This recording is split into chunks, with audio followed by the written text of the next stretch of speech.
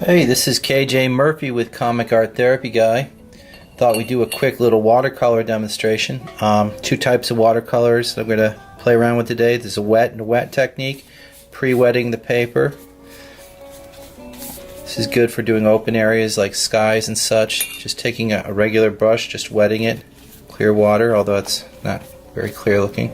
I think I'll just throw in a little blue here. And just letting the watercolor do what it wants. Very transparent, not very opaque. You can mix in a different color if you want.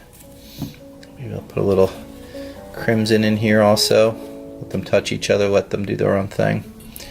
So that's a wet and a wet technique. You can let that dry and then you can hit it again. Or you could do something cool. A friend of mine actually reminded me of an old salt technique. So you just take, granular salt or rock, kind of more crystallized salt like sea salt, and you just take a pinch of it and you kind of sprinkle it wherever you want the effect to be, and it basically kind of, when it dries, it kind of you can sort of already see it doing it in the purple. It kind of creates a very interesting texture, the salt with the watercolor. And if you let it dry a little bit longer and then add it, it kind of makes it a little bit more of a faint ghosted looking kind of thing. Dry brushing technique is more of just having a dry brush, which I don't think I even have. That's not good. Here we go. I found a dry brush. So you're using very little water on this. It's mostly paint.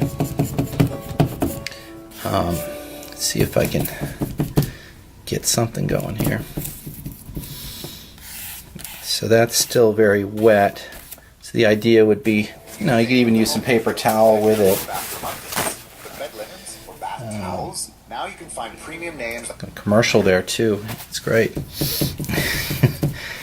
So using more paint, less water. That's the whole point of dry brushing. So there it is. Kind of seeing more of the bristles, hairs of the brush. There it is. Kind of creating an interesting kind of texture with it. Might be good for like blades of grass or like tree bark or whatever. But dry brushing is very little water, more paint. Wet and a wet kind of wash technique. Obviously more water, more paint. Just thought I'd share those two with you. And that's about it. I also could show you a little special preview of something I'm working on. Let me see if I can grab that.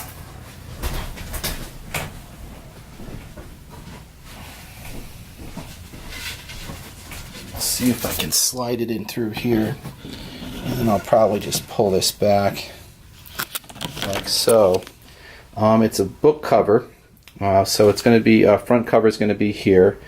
Logo is going to be up across here.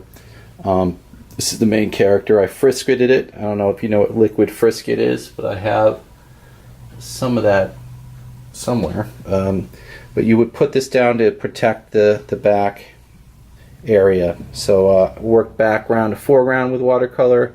So I painted this background first, then I painted this house and these lights, and now I'm going to be painting some of these bushes, the character here, the stuff in the foreground that's sort of charging at her.